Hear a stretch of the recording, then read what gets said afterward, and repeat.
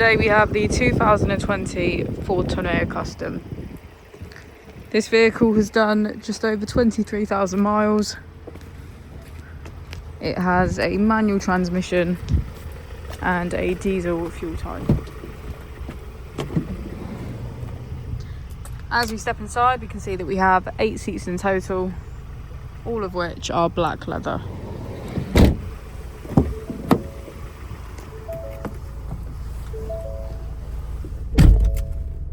To the left of the steering wheel, we have cruise control as a feature, and on the right we have voice control. On our screen we can access valet mode and voice control, 4-pass connect, Apple and Android CarPlay, mobile apps, navigation and Bluetooth. If we put the vehicle into reverse, we can see that it comes with a rear camera with front and rear parking sensors. Just below we have our AC with heated seats on either side.